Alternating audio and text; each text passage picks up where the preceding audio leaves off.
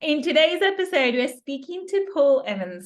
Paul is an award-winning business coach, a speaker, and a mastermind mentor who is highly sought after in the UK by 6- and 7-figure entrepreneurs and business owners to help them break through the scaling up ceiling. With an impressive 20-year track record of helping business owners generate hundreds of millions of pounds in additional sales, profits, and shareholder value, Paul is a catalyst that business owners seek when they feel frustrated and overwhelmed and want to accelerate their growth to 7 figures without wasting time, energy, and money learning by trial and error. And today, Paul will be telling us how he went from being selling to his siblings in a very small scale to now helping multi 7-figure earners and scaling all the way up to 7, 8, 9 figures. Let's speak to Paul and find out. And remember, if you want to upgrade your money mindset, then click on the link www.millionairefoundations.com and watch my free training.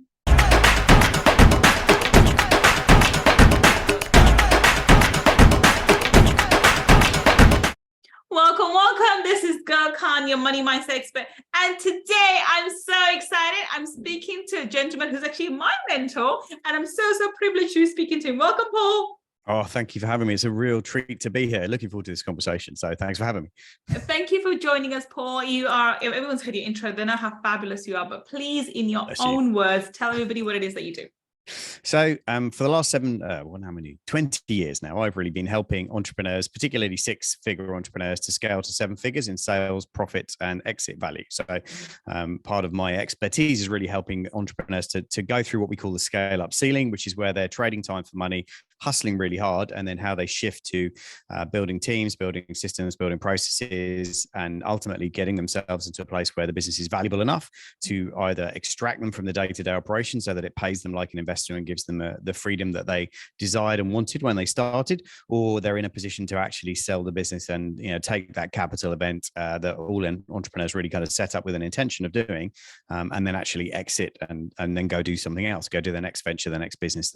So they're the two kind of things that tend to happen at the end of what we call the grown-up business journey. So it's building a grown-up business that has shareholder value and also pays you like an investor, which is really kind of the promise at the end of the journey. So last year we had 27.5 million pounds worth of exits for clients who built businesses and scaled them and successfully built them so they were sustainable over the long term. That's what we've been perfecting as a system now for the last 20 years. Fabulous. And that's the reason how I came across you. So you were actually recommended to me by my accountant, and he knew what I was doing and what I was building. And he said, look, I can recommend somebody who can help you in that journey. And I'm so glad I found you. So Paul, tell us, when I was speaking to you the other day and, on our introductory call, you mentioned so many things which struck a chord with me. You've had quite a journey yourself with a real severe health scare recently, not too long ago. Talk us through, how did you end up being in this? And just to put these things in perspective, because we are working with entrepreneurs who are making 7, 8, 9, even 10 figures, and they have different challenges and different, demeanors and personalities, and all of these are very alpha. Male or female, doesn't really matter. I'm an alpha female, so it's perfectly fine. But they have very strong personalities, and to be able to have the strength in character and the courage and to steer them in the right direction and the gumption to say, look, I know what's best for you, and this is what I recommend, and it's up to you to choose it or not. But this is what I'm going to do. It's difficult. I think it requires a lot for strength in character and self-belief. So I know your journey has got you to this point because of the various challenges. Talk us through, how did you end up being at this? I would say it's a great role. It's a very glamorous role, but it's a very difficult role as well. How did you get here? Okay, there's a lot to unpack in what you just asked there. So, I mean, if we go back a while, right? So I've been doing this 20 years, first of all. So if we go back before that, I'm an entrepreneur first and foremost. That's where my career has been about. Fascination with primarily sales and marketing was where I started out, but also understanding that I was fascinated by what made a business work, right? So why do some people in some industries do phenomenally well where there's somebody else in the same industry struggles to make a living, right? What is the difference that makes the difference?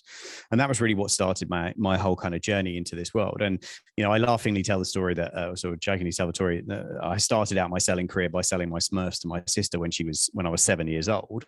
And that was kind of the first transaction where I made money and went, oh, this is interesting, right? You can get paid for selling things. And then started to go down that journey of kind of like starting to, build relationships and understand that actually everything was is an education. And that was really the thing that kind of changed my life. I wasn't diagnosed as dyslexic till I was 15. So I went through school struggling academically, like really found it hard and didn't understand. And the school system back then didn't understand that, dyslexic people have different brains. They think differently. And actually it's a massive superpower if you understand it and know how to use it. It is. I agree. It's a massive another dyslexic person here. So it's a definite superpower for sure.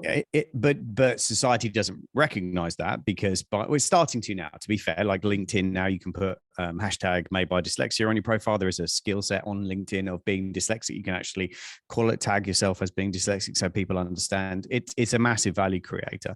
But for me, I was always fascinated with like what made businesses work. And so I started out in a family business, and I was in that for 5 years with my father, built that business. My father's first induction on day one to me was, here's a map, here's an area, here's the products that we sell, go out and generate business. I was like, okay, like that's the training. Yes, that's the training. But I was very fortunate that I got dragged and sort of screaming and kicking into the world of personal development by attending a seminar. Back in the day when I was like 19 or 20, I got dragged to a seminar that was an MLM presentation. So, network marketing, fine. And whilst the business didn't really do anything for me in terms of what the product range was, but what it did excite me was a speaker on stage. He said, listen, if you want to be more successful, the first thing you've got to do is invest in yourself. Before you invest in product, before you invest in, marketing, the first thing you've got to do is develop yourself. You are the number one investment you've got to make on all your life. And they said something that changed my life, which was if you do nothing else but take 10% of everything you earn for the rest of your life and invest it back in training it'll be the best investment you ever make. And I remember sitting at the back of the room and thinking, well, I want to be where they are, or I want to be doing what they're doing. That's my goal. But okay, if I'm here, how do I get there? And the answer was to start learning and start developing and start studying. And back then it was still tapes and books, and there weren't podcasts. Like I sound ancient now saying this. It's terrible. Wait. I remember tapes. I remember the tapes. I remember the CDs. Oh yeah. Well, I've got a massive collection in one of my cupboards of all the CD programs that I've ever bought. And same here. No, I keep them now as a memento of the fact that I've been around long enough to have these. They're collectibles now. And and I started listening to things like Brian Tracy and Zig Ziglar and guys like that. And I would listen in the car, and I would then go into sales meetings or appointments with potential clients, and I would use what I was listening to on the tape, and it would work. And I would come out with orders, and I would go, well, that worked. Let's keep doing it. And I sort of got addicted to this idea of like learn and test and learn and test and learn and test. And, within 2 years, I think it was 2 years, I'd built the area up to doing over £1 million a year in revenue. My dad's like, well, how the hell did you do that? And I was like, well, I literally, driving around 7-8 hours a day, listening to all this input, this incredible information, and then applying it. And I remember having a conversation with my father at a board meeting where he said, I think it's a waste of time. You're spending all this money on all these books and tapes and stuff. I think it's really ridiculous. I don't think you should be doing it.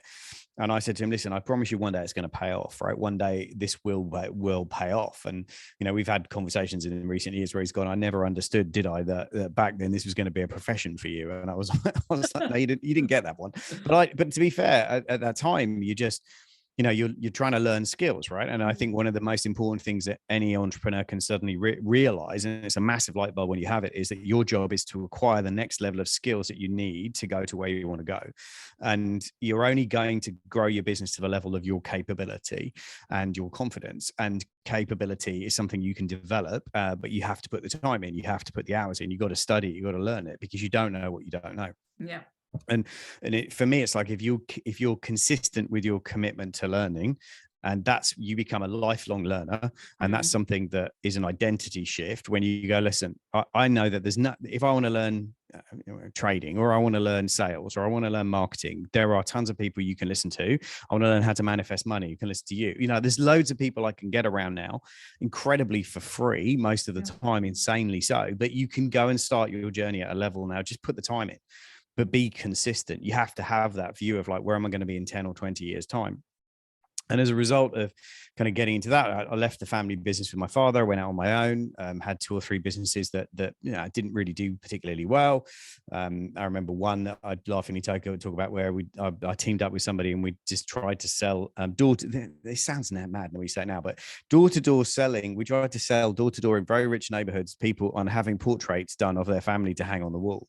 And shockingly, it didn't work out as a business, right? Like surprise, surprise, right? But you learn from that, and you learn, okay, great, this is there isn't a demand here, there's no problem we are solving here, so now this is a very hard thing to sell. And you kind of get all those lessons. And I was very lucky. I went to a Jay Abraham seminar in London, met two incredible guys, and we ended up starting a business and we raised some money. And 3 years later, that business was doing 15 million pounds, and we sold it to a corporate. And you go, well, okay, that's incredible. And but actually, a lot of that was the hard work I've been putting in for nearly 8 years. Was what made that work and made that apply. I then made one of the danger is, if you make money young, and this is my experience anyway, is that you then think you've cracked the code. And I hadn't, and I thought I had, and my accountant at the time wasn't the right accountant, and he just said, oh, you become an investor. And I was like, again, I didn't study investing, I didn't go and read the books, I didn't pay attention. I just thought, oh well, you just basically invest in things, and money can't. And I didn't go and do what I'd worked before from a learning perspective. I didn't go and study becoming an investor, or understand myself to understand whether I was the right temperament or the right profile to do investing, or what kind of investing would even suit me. And then, spectacularly, within about 18 months, I managed to lose all the money I'd acquired in the previous 5 years.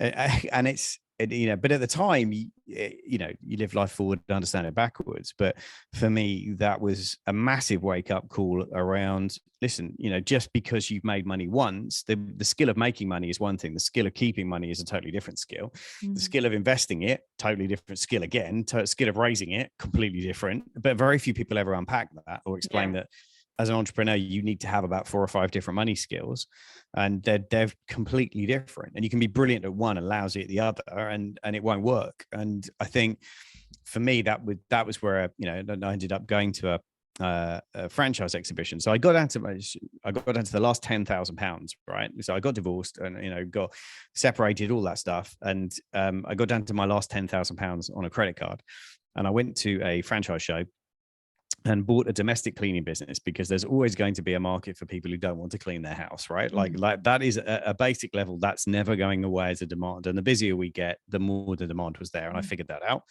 And I figured out that if I delivered 10,000 leaflets by hand, whilst walking around listening to personal development CDs, I could know the math. 10,000 would give me, like, I think it was about 10,000 leaflets gave me 500 appointments, say, for example. And out of 500 appointments, I'd close say 250, and 250 clients on a monthly retainer would generate X amount of money. And I was like, right, I can scale this. This is maths. I can do this. This is just input versus output. And that was the business that got me back on my feet. It was like, it allowed me to, make some money, allowed me to pay off some debts. It was 2 years of slogging around, industrial sort of housing estates, posting leaflets and all the rest of it by hand. But I didn't have any cash to pay people. Now you'd go, well, just hire somebody to do it. But back then I didn't have that. And then that led me to the world of business coaching, in terms of, being at an event and seeing somebody going, hey, here's an opportunity, it's a brand new industry. And I was like, well, that's basically what I've wanted to do all my life, which was help people, fundamentally coming from that value set of serve and add value and help people, and at the same time get to learn a lot about a lot of different industries. I've done over 500 industries that have broken through 7 figures. Some are very different, easier than others. Everyone's got their own challenges, but it was a massive education for me. And that's how I came to the industry 20 years ago, and that was my journey into it. So I'm fundamentally an entrepreneur who also coaches, as opposed to I'm, like a business coach. I have other businesses. This is something that surprises people. I have a video production company, have a leadership and team building company, have a digital marketing agency. I'm fundamentally an entrepreneur who loves to coach and teach people, but I'm playing the game just like everybody else. So I'm very transparent about what's working and what's not, because I'm in it like you. I had to deal with COVID just like you. We had to furlough people just like you. I'm playing the game the same way you're playing it. I just might be further down the road and I've got a little bit more experience because I've worked with 500 people. So I've seen patterns that most people don't get to see if you only run one business. Yeah. Is the thing, if you run one business, it's very hard to spot the patterns.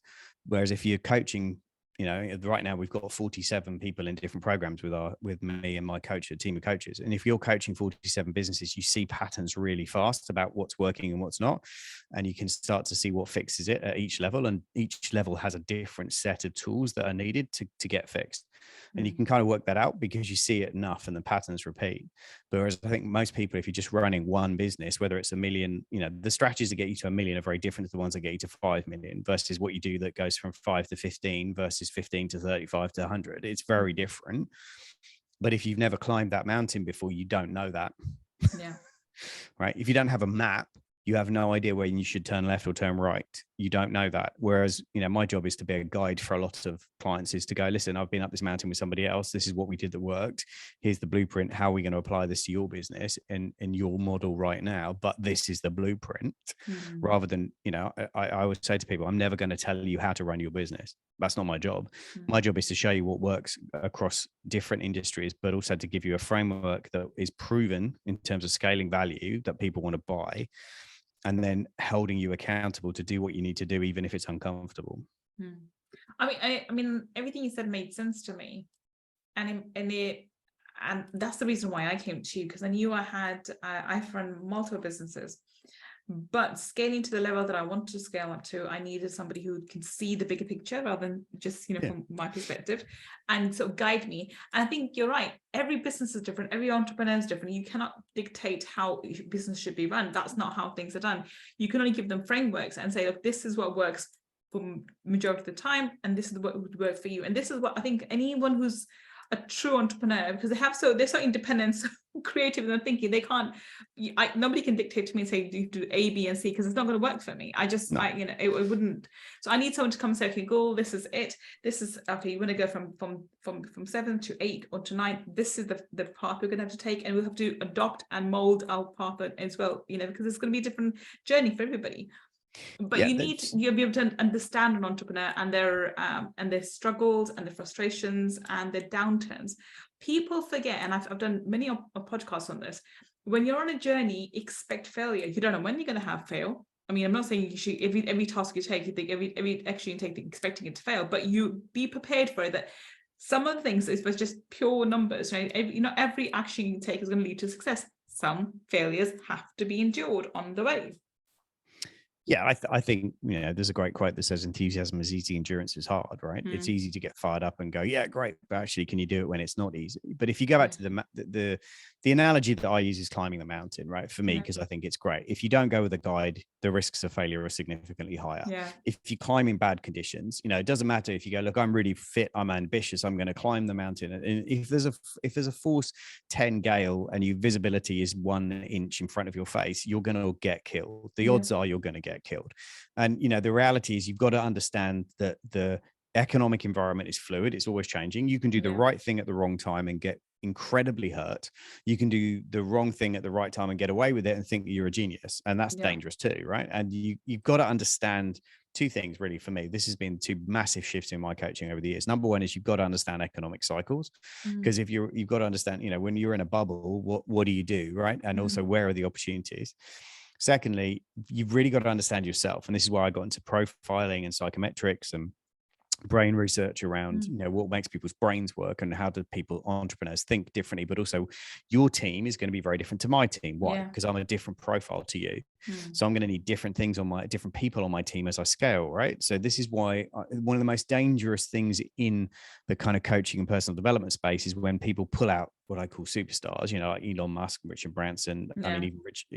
Richard Branson recently closed down the Virgin Orbit business because he just couldn't make money. And but if you try and do what he does, and your profile isn't the same profile as his, then you're going to fail, because his strategies work for him, because his team is built for him. Like Elon Musk does things because the way his brain is wired. If you have a different brain to him, then don't try and replicate what he's trying to do. You need to find your own path to the top of the mountain. There's a great quote that says that, there are many different ways to climb a mountain. And it's true, depending on what your skill set is, depends on the route you're going to take. But understand that, some days you'll walk, you can climb the mountain at full speed because it's beautiful weather and it's fantastic. And it's like, go, go, go. Other days, it's incredibly bad weather. You might need to actually, go back down the mountain to a lower base camp or to a lower camp and stay static. And so that's business, right? It's the same thing. Sometimes you can go really fast. Sometimes you've got to go, actually, right now, the conditions aren't right. We need to actually hunker down. We need to ride this storm out. We need to do that. That's what success looks like right now. Success doesn't look like climbing. And I think if you can understand one thing as an entrepreneur, which is learn that success is going to look different at different levels. Absolutely. 100%. 100%. And I think that's, there's a question I said at my Scale Up Summit recently where I said, listen, you have to ask this question, which is one I got from one of my coaches, which is like, what are you optimizing for right now? If you're optimizing for cash, your business is going to look very different. If you're optimizing for growth and scale, it's going to look different. And if you're optimizing for exit, it's going to look very different again. And it's like, right, what are you actually optimizing for right now? Because how you judge success is going to be different. So if you're optimizing for growth and scale, you're not going to make tons of margins because you're investing in customer acquisition, team acquisition, systems, processes. You're not going to make the same level of profit as somebody who's optimizing for exit and maximizing profit on the exit journey. But if you're comparing yourself to that other entrepreneur, then you're going to feel like you're failing. Well, you're not. You're both doing completely different strategies right now. And I think this is why it's so important to get really clear on what your scale up strategy actually is right now. What are you trying to do? Really clear on that. Is it acquisition? Is it organic? Is it, what are you trying to, is it consolidation? Where are you in the cycle? But for me, most people are, it's that dangerous thing of like, I hear one thing and I go, well, that's how success looks. I'll give you my favorite story at the moment, right? If I can share this, because it's just brilliant. Please do, yeah. So an incredible lady who is still in running, a great entrepreneur. She runs a business and it's in language schools, right? And so obviously she joins F12 and she joins my mastermind program the year that COVID happens. And January, February, she's got these massive plans. Business is going to double or triple. It's going to be huge. It's a £5 million business. It's going to be massive, right? Obviously, end of February, world starts to lock down. First place locks down is China. 80, something like 60 or 70% of her business for language schools was Chinese. So suddenly she lost £1 million of revenue in a day. Wow. Right? You talk about resilient. You got to be resilient. And then over the next 6 weeks, she lost literally £5 million worth of revenue disappeared in 6 weeks. And that business went down to £50,000 turnover from 5 million. Right. Now, you talk about resilience. You have to be able to hang on in that, and I said to her, listen, the best thing you can do is stay in the mastermind right now, even though you're not growing, because if you don't have support, you'll quit. You'll have a bad day. You'll decide it's not worth the price you're paying for it. And you'll quit and you'll just, because you're human, right? This is why isolation is the single biggest risk an entrepreneur can do, is try and do it on your own. It's too dangerous to isolate yourself, right? It's like climbing a mountain on your own. You need the support. And the higher up you want to go, the more support you need. That's really true. Yeah. But so she hung in there for a whole year, about a year and a half, 18 months, right? Then we managed to get the business back up to about 150, 200,000 pounds by pivoting and doing different things. And then looking after kids who couldn't go back to their countries because they were in the UK. This year, that business has bounced back. It'll do 7.5 million. Wow. Okay. So it's on for record quarter, record summer, because lots of other people in the industry, guess what? They quit during the tough times. So she's now got massive market share gain, and she's about to complete an acquisition, which will more than double the business. So it'll go to over 15 million. And people are going to look at her and go, that's, and I'm going to, you're a genius and and I'm going to say, yes, all true. She's an incredibly talented lady, very visionary, but she was resilient in the face of overwhelming adversity and overwhelming, including her accountant telling her to close the business. And I said, do not listen to them. This will come back. You just have to ride the cycle. And if she'd listened to the accountant, that business wouldn't exist right now. And it's going to do 15 plus million this year. And my point with that is that sometimes we're in act 2 of our story, act 1, act 2, act 3. If you're in the middle of act 2, and I'm a great movie guy, so like act 2 is when it all goes crap and it all goes horrible. Yeah. I'd say I'm here. right? If you're in the middle of act 2, it's not the time to quit, right? It's No. the time to hunker down, stay tough, get through to act 2, because when act 3 rolls around, that's the comeback story. Yeah. And that's the bit that everyone will go, oh, you were so lucky, or you were a genius, or you were so smart to hang in there. It's like, no, sometimes, do you know what? You just have to hang in there long enough for act 2 to become act 3. And it's like, it's not glamorous. It's not pretty. It was emotional. There were lots of tears during the year and a half that was all going on. And there was, it's hard, really hard when your business goes from 5 million to like 100,000. It's brutal, right? Yeah. But what you do is you become a better leader in that process. And I said to her, what you didn't realize at that particular point, the universe had a plan for you, and the plan was to make you a leader that was capable of running a 20 million pound business, and you weren't ready. And what it did was it toughened you up for 18 months to 2 years to become somebody who could lead with compassion and a heart, but also was strategically, you were resilient enough to take what you're going to need to be to run a 20 million pound business. Yeah. And that was her 2 years of leveling up as a leader, because that's what she did. And she went on leadership courses, and she invested in loads of that kind of stuff, and became an incredible leader. So that now, guess what? Now the business is bouncing back. She's capable of handling it.